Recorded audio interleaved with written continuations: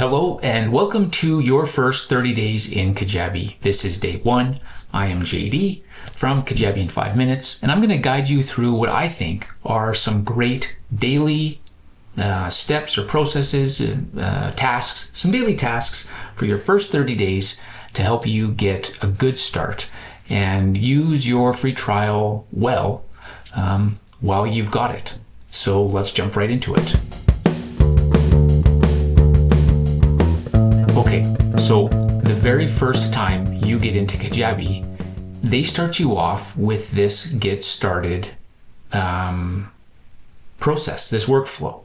And as I'm looking through the things that they're asking me to do in phase 1 and 2, I'm seeing a connection to the options that I said I was interested in on the intake form when I signed up. And this could be a very helpful way to get started. I'm really loving that they're asking you to take care of your color palette, and the logo and favicon can also be pretty useful. But there are some things here that I don't think are necessarily the most important things for you to do right away. By all means, if you want to follow through with the get started recommendations for you, it is going to set you up with the things that you said you were interested in most. But it might not be, the easiest way. And since all of these recommendations are tailored to the intake form, I'm not going to go over them. I'm going to go over in these 30 days the areas that I feel are really important to understand. And I'm going to try and do them in a way that makes sense and builds upon each other and gets you what you want within your trial. When you come into Kajabi, notice over here, this is the navigation toolbar. And there are lots of things, all of the things in Kajabi are over here. And over the next 30 days, we are going to go through all of these, not the branded app. That is beyond your first 30 days for sure.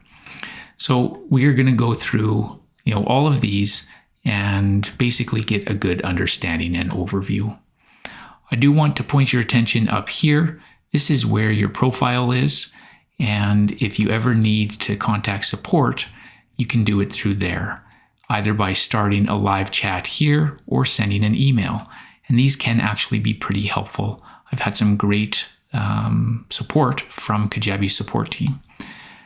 And then if you want to jump to the help center where you can look up some videos or whatnot, hopefully it loads faster for you than it is me, and it comes up right here. So jumping back into Kajabi. That's basically everything there is that you need up there. You can jump into your account settings and get to the partner program as well. But down here is the main settings area. And this is what we're going to be looking at first. So when you come into site details, here you can see the title. And this is the title of your site, Jim Raynor's first site. Now, this isn't a super awesome title for your site because people can actually see the title through some default communication that they might get sent. So you're going to want to change this to something that you feel is more appropriate and related to your brand. A lot of people will have a custom domain, and so that's what a good title would be. For instance, mine is thecoachsupport.com, and so the title of my site is The Coach Support. Now for this site, I'm just going to leave it at Jim Raynor because a lot of people will use their name as the domain also, and so that is a great thing to do here. We are going to get into the subdomain next, and we won't go into all the details about the domain right now. That will probably be in another video. But the subdomain is something that Kajabi gives you. And this is great to make sure that it is also aligned with your domain or your brand, because this is always going to exist Whether you connect a private domain, a purchased domain or not, this will always exist and work kind of as like a back-end domain or a second layer domain for all of your content. And so before you start sharing links and doing all of that kind of stuff, you're going to want this to be good so that those links that you share will be good forever. And so you can click Manage Domain here. It takes you to the domain area in Settings, and you can click Edit the Default Subdomain. And here it says jim-rainer.mykajabi.com. This is where you would put your subdomain. So again, going to my example with my domain being thecoachsupport.com, my subdomain I have changed to thecoachsupport.mykajabi.com. It makes the most sense, in my opinion, to use your private domain here, so that if anyone was to see it, it would be your private domain.mykajabi.com, which logically makes sense. I'm going to leave it here at Jim Rainer for this example. Now, we did navigate to a different settings area, and so I'm just going to click up here in Settings and come back over to Site Details.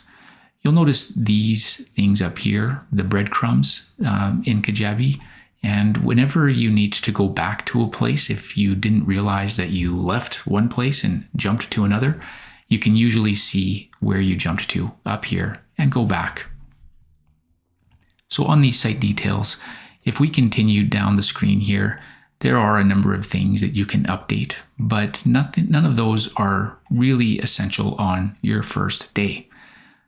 So we won't do them, but I won't talk about them, but I do recommend that you explore them later on. This here, the home page, is kind of an important one. So there are some options: the store, the library, those things if you have them, and the template homepage. So the homepage is what people go to when they go to your root domain. Again, mine being thecoachsupport.com. If someone was to go to thecoachsupport.com, they would see my homepage. And if you are using Kajabi for your website, then you're just going to want the template homepage. If it's going to be a little while you're building your website and that homepage isn't going to be ready, then you're going to want to create a landing page coming soon, or an opt-in for a lead magnet or something like that, and then come back here and put show a landing page as your homepage, and then connect that landing page. And there'll be another drop down to do that really easily. The other option that I recommend is showing the library. And I recommend doing that if you're going to have a website outside of Kajabi and then and then use Kajabi for your courses or your products or your community. In that way, when people come to your homepage, they will go to the login page or the library page where they see all of the things they've purchased from you. Carrying on down the page here, we see branding, and logo and favicon aren't really that important on day one. If you do have a favicon, it's great to throw it in. And honestly, I'm not even sure if it's worth throwing a logo in. Sometimes the logo pops up where you want it. Sometimes it pops up and you don't want it there. But in any of those cases, when it is going to pop up, you can just put it there yourself. It's also not really clear where the logo goes. Like once you put this logo in, it just shows up in some places in Kajabi and there's no real explanation of where they are, so you can't really plan it out. So this isn't that important, but the favicon is. And if you don't know what a favicon is, notice it's super small, just 32 by 32 pixels as recommended. The favicon is what you see in the tab, the little icon in the tab of your browser. And that's what that is. So when you're in Kajabi, you see a red K up there. That's the favicon. And if you don't put one, then your website will actually use Kajabi's red K as the favicon. So it's great to just put something up there. This one here is definitely something to do for day one if you have it. And this is the color palette. So it's Kajabi's by default. But if you click on it, you can put your hex code in and then you can adjust this to be your favicon. And then once your colors are here, it makes it so much easier to use your colors later on when you're designing emails or landing pages, because your colors will come up on the color palette instead of these colors. So if you have your colors, just take a couple minutes, and again, you click on the color, you highlight the hex code, you put it in, you come down to the bottom of the page and hit save, and then you're done and it's good. It'll make your life easier later on for sure. The instructor information is not really that important. If you are going to use this, you're able to set it up in the coaching product. And you're also able to do something like this in the course product. So it's not that important for you to do really this ever. So don't worry about that. By all means, though, you can if you want, but just be warned.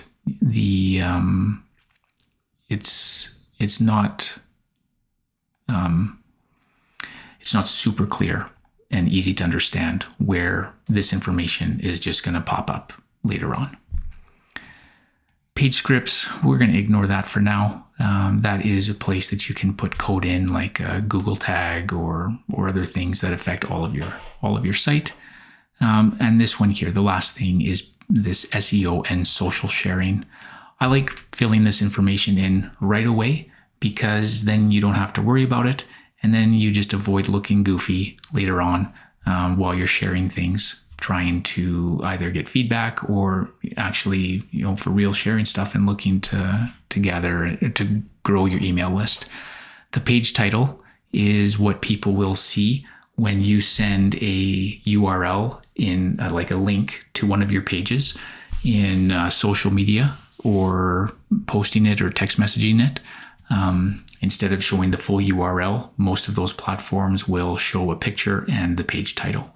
And so that is nice to have. And the page description, page title also shows up in Google search for the search results if your page was to show up on a Google page. The page description is something that shows up underneath your page title on search results and typically Google. And then the image is what shows up here when you share your link or your page to somebody, and it doesn't show the URL, it shows the page title and the image. And so it's just nice to get that stuff taken care of right away, and then you don't have to worry about it ever. And then whenever you make any changes to this page, you hit save, and you can always come back and change and update this. And on specific pages, you're also able to do all of this stuff here for that specific page. So doing it here is kind of like a backstop. If there isn't any specific information for a page, it will default to this information here. And that covers it for what I think you should consider in the site details settings. So that covers everything that I think you need to really be aware of in the settings area for day one. Setting up your color palette and getting your SEO and social sharing stuff done properly, choosing your homepage is going to be some good things just to get done right away, as well as changing the name and subdomain for your site. So take care of those. And if you're still got some time to plug away on day one, then just go explore and see what you can find. If not, tune in with me for day 2 tomorrow.